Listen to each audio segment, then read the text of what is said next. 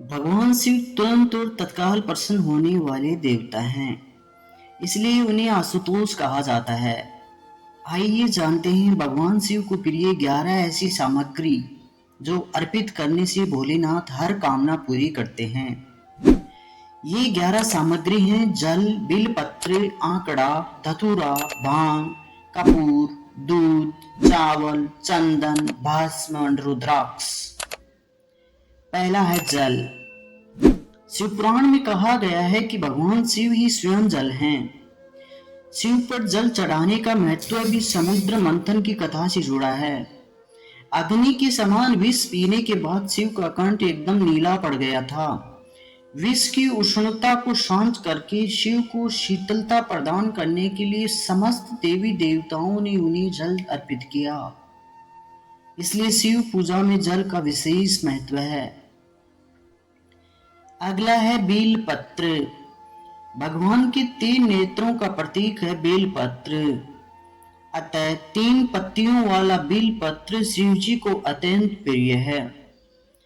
प्रभु आशुतोष के पूजन में अभिषेक व बेलपत्र का प्रथम स्थान है। ऋषियों ने कहा है कि बेलपत्र भोले भंडारी को चढ़ाना एवं 1 करोड़ कन्याओं के कन्यादान का फल एक समान है। भगवान के 3 नेत्रों का प्रतीक है बिलपत्र। अगला है आंकड़ा।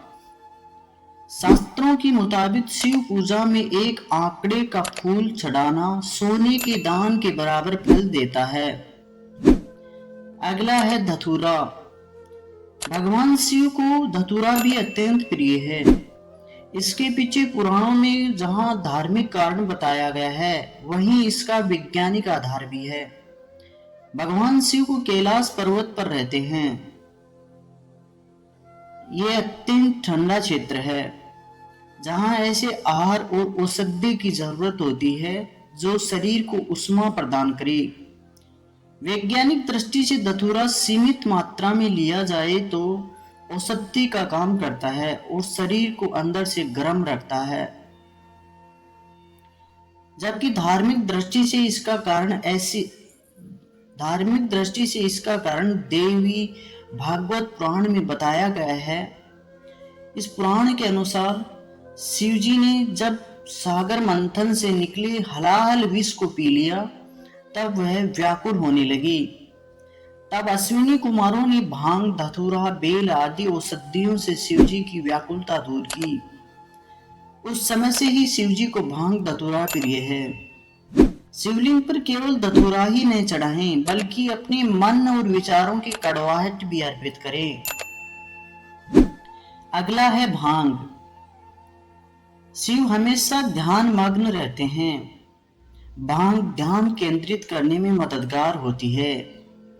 इससे वे हमेशा परमानंद में रहते हैं। समुद्र मंथन में निकले विष का सेवन महादेव ने संसार की सुरक्षा के लिए अपने गले में उतार लिया। भगवान को औषधि स्वरूप भांग दी गई, लेकिन प्रभु ने हर कड़वाहट और नकारात्मकता को आत्मसात किया, इसलिए भांग भी उन्हें प्रिय है।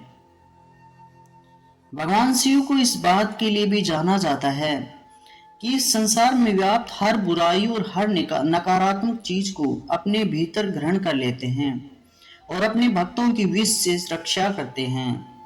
अगला है कपूर। भगवान शिव का प्रिय मंत्र है कपूर गौरम करुणावतारम, यानी जो कपूर के समान उज्जवल है। कपूर की सुगंध वातावरण को शुद्ध और पवित्र बनाती है। भगवान भोलेनाथ को इस महक से प्यार है, अतः कपूर शिव पूजन में अनिवार्य है। अगला है दूध। श्रावण मास में दूध का सेवन निषेध है। दूध इस मास में स्वास्थ्य के लिए गुणकारी के बजाय हानिकारक हो जाता है, इसलिए सावन मास में दूध का सेवन न करते हुए उसे शिव को अर्पित करने का विधान बनाया गया है। अगला है चावल। चावल को अक्षत भी कहा जाता है और अक्षत का अर्थ होता है जो टूटा न हो। इसका रंग सफेद होता है।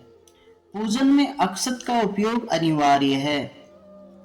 किसी भी पूजन के समय गुलाल, हल्दी, अबीर और कुकुम अर्पित करने के बाद अक्षत चढ़ाए जाते हैं।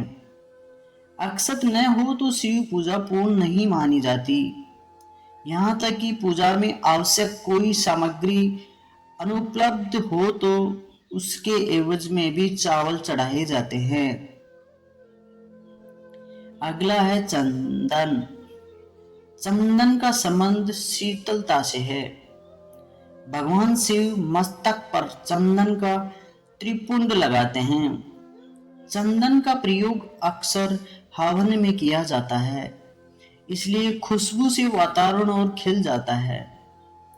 यदि शिव जी को चंदन चढ़ाया जाए तो इससे समाज में मान सम्मान यश बढ़ता है। अगला है भस्म। इसका अर्थ पवित्रता में छिपा है। वह पवित्रता जिसे भगवान शिव ने एक मर्त व्यक्ति की जली हुई चिता में खोजा है, जिसे अपने तन पर लगाकर वे उस पवित्रता को सम्मान देते हैं। कहते हैं शरीर पर भस्म लगाकर भगवान शिव खुद को मर्त आत्मा से जोड़ते हैं। उनके अनुसार मरने के बाद मर्त व्यक्ति को जलाने के पश्चात बची हुई राख में उसके जीवन का कोई कण शेष नहीं रहता। ना उसके दुख, ना सुख, ना कोई बुराई, ना ही उसकी कोई अच्छाई बचती है। इसलिए वह राख पवित्र है। उसमें किसी प्रकार का गुण अवगुण नहीं है। ऐसी राख को भगवान शिव अपने तन पर लगाकर सम्मानित करते हैं। एक कथा यह भी है कि पत्नी सती ने जब स्वयं को अग्नि के हवाले कर दिया तो क्रोधित शिव ने उनकी भस्म को अपनी पत्नी की आखिरी निशानी मानते हुए तन पर लगा लिया, ताकि सती भस्म के कणों के जरिए हमेशा उनके साथ ही रहे। अगला है रुद्राक्ष। भगवान शिव ने रुद्राक्ष उत्पत्ति की कथा पार्वती जी से कही है। एक समय भगवान शिव जी ने 1000 वर्ष तक समाधि लगाई। समाधि पूर्ण होने पर जब उनका मन बाहरी जगत में आया, तब जगत के कल्याण की कामना वाले महादेव ने अपनी आंख बंद की। तभी उनके नेत्र से जल के बिंदु पृथ्वी पर गिरे। उन्हीं से रुद्राक्ष के वृक्ष उत्पन्न हुए और वे शिव की इच्छा से भक्तों के हित के लिए समग्र देश में फैल गए। उन वृक्षों पर जो फल लगे वे ही रुद्राक्ष हैं। जय भोलेनाथ, जय शिव शंकर।